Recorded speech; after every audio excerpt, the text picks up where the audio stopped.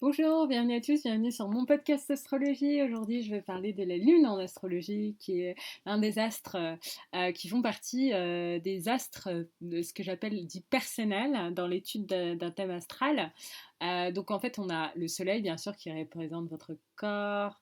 Votre cœur, pardon, votre ego, vos ressources, la lune qui est dans un thème, que ce soit féminin ou masculin, qui représente vraiment l'image de la mère, en tout cas l'éducation que la mère vous a donnée. Je prends un petit exemple, une lune en Verseau va indiquer une personnalité plutôt indépendante, dans un thème féminin, plutôt une femme libre, où la mère a eu tendance à donner l'enfance une certaine indépendance dans la manière donc soit de s'élever, soit de se mouvoir dans ce monde. Il y a une partie très très triste aussi dans la lune en Verseau, parce que l'énergie du Verseau, c'est une énergie qui est très particulière et très singulière, mais dans la mesure où le Verseau, c'est aussi la personne qui est abandonnée. Donc à regarder dans les thèmes respectifs, mais la lune en Verseau, c'est pas une lune, c'est pas la lune en Cancer, voilà. Une personne qui a une lune en Cancer a quand même, je dirais pas qu'elle a eu un attachement sécure, mais c'est une personne quand même qui a eu une relation privilégiée, émotionnelle, affective avec la mère. C'est vraiment le placement idéal. Vous avez une lune en Verseau, normalement vous avez reçu quand même, je dirais, l'amour de votre mère, d'une manière ou d'une autre, ou d'une figure maternelle. Ça peut ne pas être votre mère qui vous a élevé. Donc la lune, voilà. Donc je vais parler un peu des cycles lunaires. Je vais parler aussi de la lune dans un thème astral. Je ne vais pas faire le profil de toutes les lunes. Il faut savoir que les compatibilités lunaires. Alors je sais qu'il y a beaucoup de de travaux qui ont été faits sur la Lune, les flammes jumelles, ce qu'on appelle les soulmates en anglais, etc. Alors moi, j'aime pas rentrer vraiment... euh, Là, j'ai vraiment envie de parler vraiment juste du signe lunaire et de la Lune en général.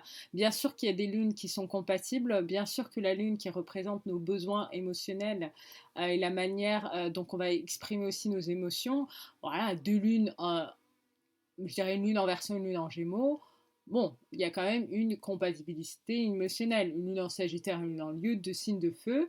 Lune en Lion, lune en Verseau, on peut savoir que, en tout cas, il y aura beaucoup de mal pour chacun dans n'importe quel type de relation, mais de pouvoir se compléter au niveau émotionnel.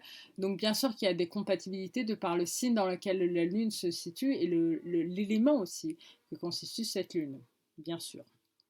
Donc la lune en astrologie, comme j'ai dit, elle représente vraiment la mère. Je dirais plutôt que Vénus représente plutôt la femme dans un thème. Donc je prends un thème féminin, la lune représente plus la mère, Vénus la femme.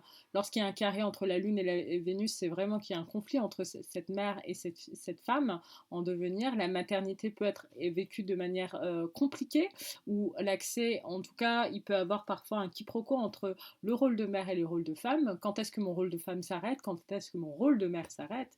C'est une question qui se pose très souvent lorsque les femmes accèdent justement à la maternité. Ou qui sont en couple justement, où est-ce que mon rôle de femme commence, où est-ce que mon rôle de mère s'arrête.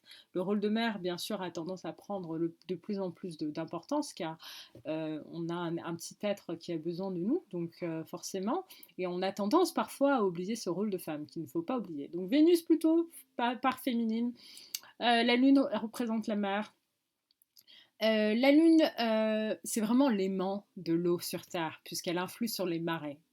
Elle permet aussi d'éclairer nos nuits, puisque le Soleil se reflète dans la Lune, qui elle-même se reflète dans la Terre. Euh, donc, la Lune, avant les ancêtres, enfin en tout cas les personnes qui nous précédaient, utilisaient vraiment la Lune comme indicateur, par exemple, de récolte. On avait tendance à planter des graines avant une lune croissante pour qu'elles puissent croître et récolter au niveau de la pleine lune où on aura une grande cérémonie, par exemple. La lune, donc, elle prend, donc je vous avais parlé un peu du cycle des planètes, là où Neptune, Uranus, je dirais, prend 84 ans pour faire le tour du signe du zodiaque. La lune prend 29 jours et demi. Donc c'est calqué directement sur le cycle féminin qui est normalement de 28 jours. Il y a des personnes qui ont plus ou moins 28 jours. Donc certaines ont moins, certaines ont plus. C'est pour ça que l'énergie de la Lune est si similaire à l'énergie de la femme, car le cycle lunaire est basé sur notre cycle menstruel.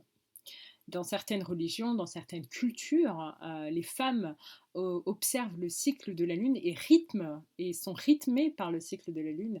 Voilà, dans les pays industrialisés où malheureusement on a une certaine déconnexion par rapport à notre corps, et notamment les femmes, lorsqu'elles sont dans un milieu, je dirais, professionnel qui ne leur permet pas d'être féminines,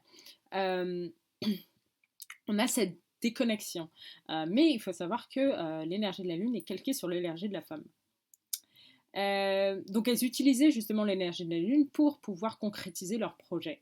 Et je parlerai ça lorsque je parlerai un peu des différents cycles lunaires. Donc en astrologie, la Lune elle est considérée comme un luminaire, un point lumineux, un rayonnement dans un thème astral. Donc comme je disais, le signe lunaire, c'est vraiment nos sensibilités, nos émotions. Au-delà de l'image que la mère ou de l'éducation qu'on a été donnée, c'est plutôt les besoins quotidiens émotionnels qu'on a besoin en fait. Il faut savoir que le cycle lunaire, il y a 8 étapes. Qui commence par la nouvelle lune. Pourquoi la lune est nouvelle? Parce qu'en fait, elle est complètement invisible au niveau du ciel. Donc, ça veut dire que le soleil est caché, enfin, oui, cache la lune. Donc, c'est là où vous pouvez planter les graines d'un nouveau projet, d'une nouvelle idée. Ouais. On peut rédiger ses intentions à ce moment et c'est vraiment un moment très important. La lune croissante, donc qui est la deuxième étape, c'est une énergie qui monte, une énergie très importante. Normalement, si on a bien mis ses intentions, on est connecté à cette énergie lunaire, on peut sentir cette énergie qui monte. Donc là, c'est là où on peut commencer à visualiser nos désirs, établir un plan d'action, puisqu'on a vraiment l'énergie qui est avec nous. La troisième étape, c'est le premier quartier. Où là, on peut vraiment mettre en action, agir, bouger vers son projet. C'est vraiment là où, après la lune croissante, le premier quatrième, on peut établir la première étape de notre projet. Après, vous avez ce qu'on appelle la lune guibeuse montante. C'est là où ce projet a été mis en place, on peut l'adapter, le modifier. Il faut vraiment faire preuve de patience avant le summum qui est la pleine lune. Mais on vous demande un peu de modifier, de voir, puisqu'il a été mis en place ce projet, comment l'adapter, comment le modifier. Après, vous avez la pleine lune, comme je vous ai dit, qui est synonyme vraiment de célébration. On remercie par rapport à ce qui a été fait précédemment, les émotions se relâchent. Donc là où peut-être il y a eu énormément de stress, normalement on a déjà les premières, pas toutes les récoltes, mais la première vision, on dirait, des résultats de ce plan. Donc le pleine lune, c'est vraiment l'énergie qui est à son summum. Après, vous avez la lune disséminante, qui est aussi une période de récolte, comme la pleine lune. C'est une période de récolte, de repos. On peut partager justement ce qui a été gagné. On se relâche un peu. Donc c'est une période très importante. Après, vous avez le dernier quartier de la lune, qui est une période de transition, d'intégration, d'acceptation aussi, par rapport au projet ou ce qui a été mis en place. Et enfin, la dernière étape, qui est la 8e étape, qui est la lune balsamique, qui est vraiment une période de repos. Il faut rester calme, on se laisse guider par son intuition, on prend du recul par rapport à toutes les étapes qui ont été mises en place. Donc voilà, c'est une petite image pour voir à peu près comment la lune et comment le cycle lunaire peut se calquer par rapport à un projet qu'on peut avoir.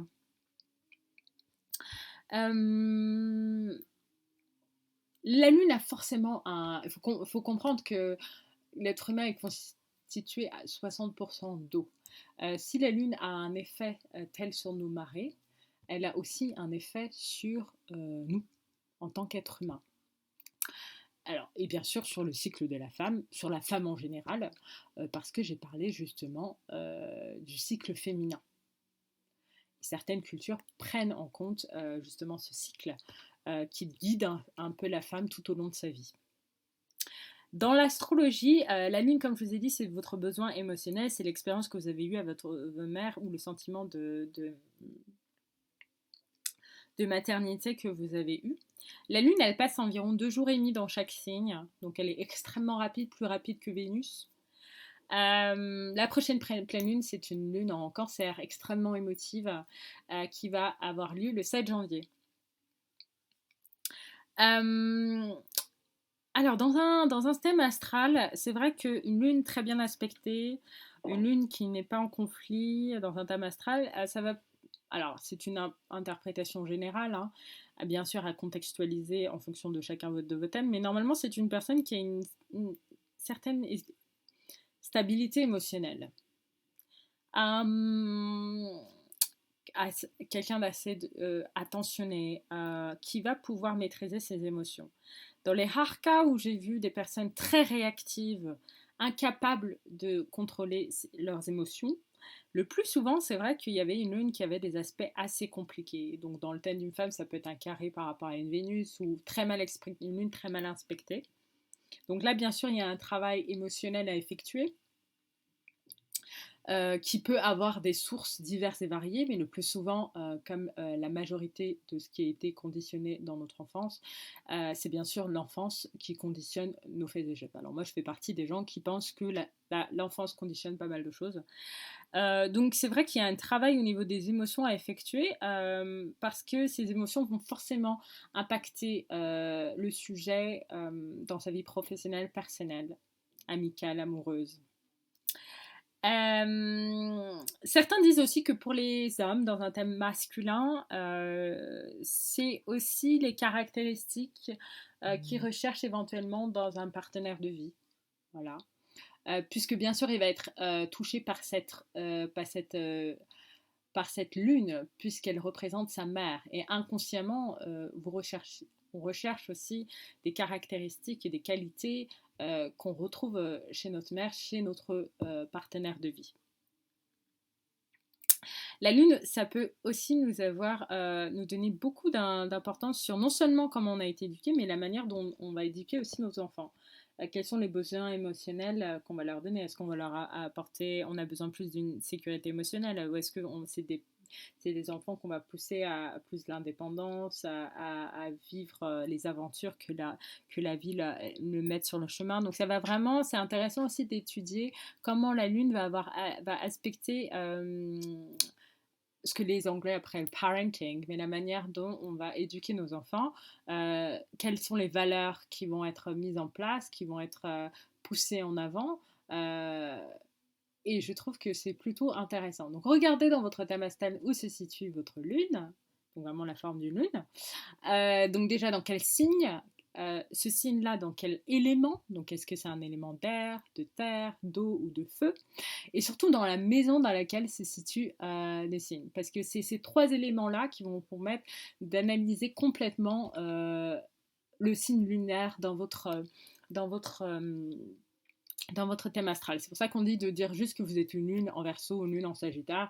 C'est quelque chose, bien sûr, on va avoir une interprétation, mais cette interprétation va être pas fausse, mais très incomplète dans la mesure où on ne sait pas si cette lune Sagittaire est dans une lune, dans une maison 1, ou la maison de soi, ou dans la maison 9, la maison de l'aventure, des voyages, ou dans une maison 10, la maison de la carrière. Je prends par exemple l'exemple d'une lune Balance, une personne qui va chercher l'harmonie, les relations. La Balance, c'est principalement ces deux éléments, mais une lune en maison 4, qui est la maison de la famille, la racine, et une lune en maison 10, une lune en balance en maison 10, c'est plus une personne qui va rechercher, qui va absolument avoir ce besoin émotionnel d'être en relation avec des gens, donc certainement importants, mais dans sa sphère professionnelle surtout.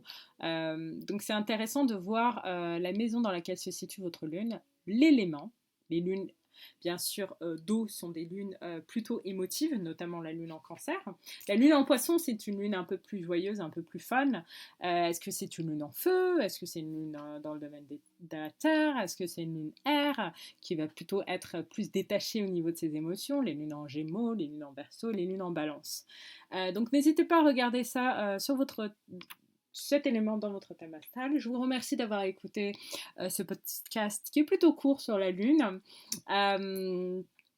La prochaine pleine lune, donc, ce sera donc le 7 janvier, si je ne me trompe pas, dans le signe du cancer. Et puis, je ferai une prochaine vidéo sur un autre sujet. Merci, au revoir.